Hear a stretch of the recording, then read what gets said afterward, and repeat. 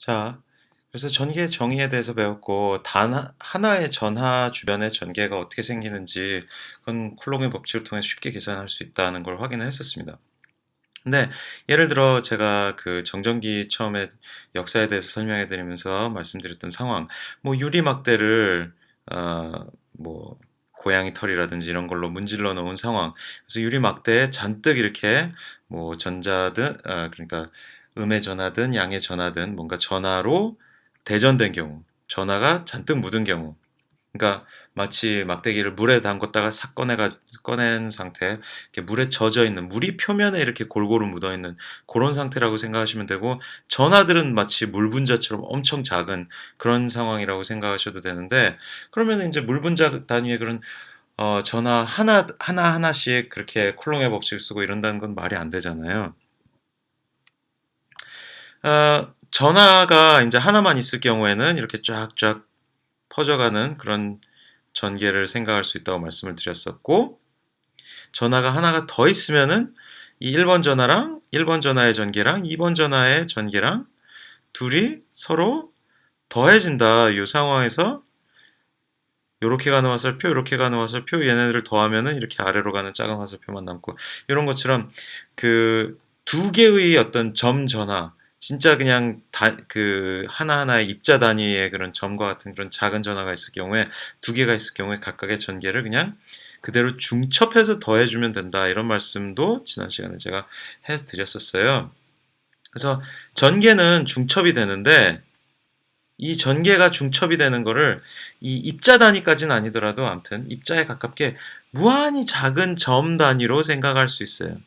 그래서 이 무한히 작은 점에서의 전하로 점 전하, 요거 이제 소위 점 전하라고 부르는데, 뭐 입자만큼 아무튼 무한히 작은 점에 해당하는 그 부피나 넓이의 그 위에서의 전하를 얘기하는 거예요. 그러니까 점 전하는 무한히 크기가 작은, 크기가 무한히 작은 점의 점 크기의 점인 전하인 거죠. 그러니까 두 개의 입자형 이렇게 작은 전하를 생각했을 때는 각각의 전개, 쿨롱의 법칙에 의해서 나온 각각의 전개를 그냥 더해주면 됐었는데, 이제는 무한히 크기가 작은 그런 점 전하가 이 유리막대 표면에 무한히 많이 있는 거예요. 그러면 무한히 작은 거를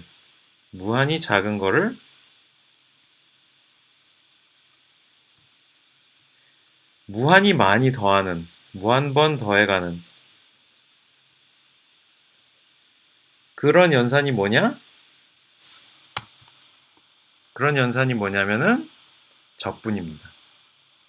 그래서 실제 상황에서 전개를 계산하려면은 이런 점 전하를 생각을 해가지고 이 점 전하로 만들어지는 이 전개의 어떤 벡터장을, 그러니까 이 특정 점에서의 요 어떤 특정 점 P를 잡고요. 이 특정 점 P에서의 이 유리막대 위에서의 무한히 작은 점 전하 하나하나들로 이루어지는, 하나하나로 인해 생기는 이 전개, 요 점 전하로 인해서는 전개의 방향이 이렇게 될 거고요. 요 점 전하로 인해서는 전개의 방향이 이럴 거고요.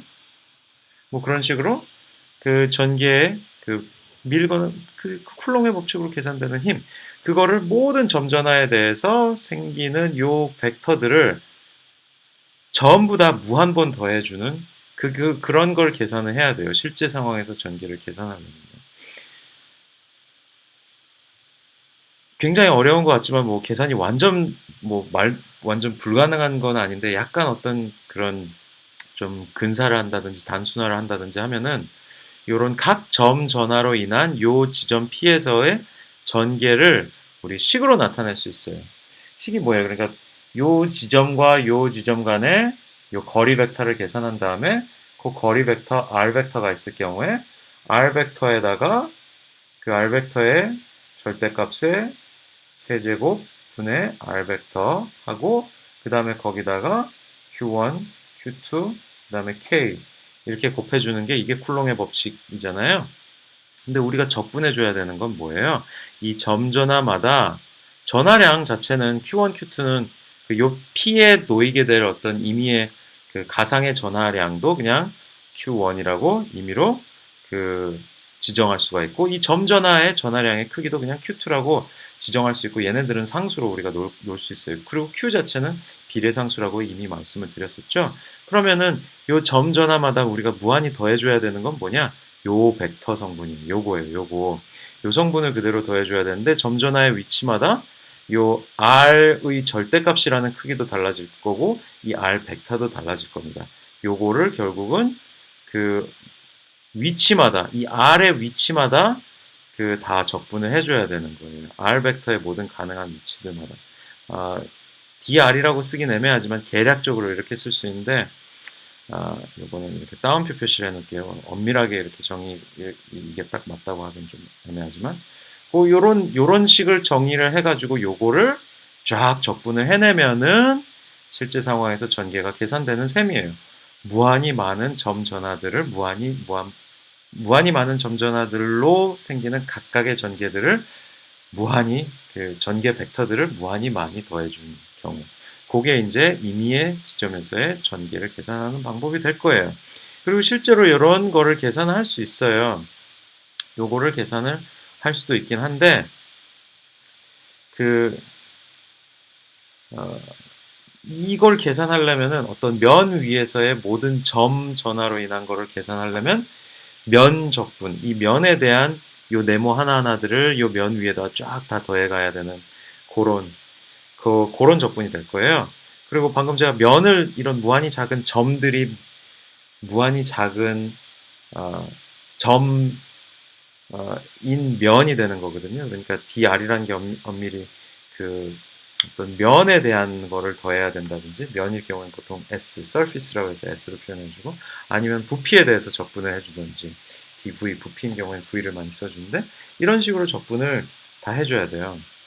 요 적분에 대한 요런 적분을 실제로 계산하는 경우는 제가 나중에 시간이 나면 여러분들께 좀 더 자세히 설명해 드리겠지만, 결론부터 말씀드리면 요런 적분 계산하기 굉장히 어렵고, 요 유리막대 같이 모양이 좀 단순하다면, 원통형이다 이런 단순한 경우에는 좀 계산이 가능할지도 모르겠지만은, 막 복잡하게 생긴 예를 들어 알루미늄 포일 같이 이렇게 구겨진 모양의 알루미늄 포일에다가 뭔가 정전기를 발생시켜서 전하를 대전시킨 경우, 이런 거 그거 적분 못해요. 이 면의 모양이 너무 복잡해서 적분이 거의 불가능합니다.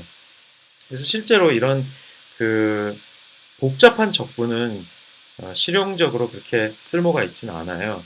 그것 대신에 훨씬 더 좀 스마트하게 특정한 상황들을 가정해가지고 어떤 대칭성을 이용해서 전개를 계산하는 방법이 있는데, 그때 사용하는 법칙이 가우스의 법칙이라는 것을 씁니다. 그래서 다음 동영상에서는 이 가우스의 법칙의 어떤 활용 가능한 스토리에 대해서 간단하게 좀 소개를 드릴게요.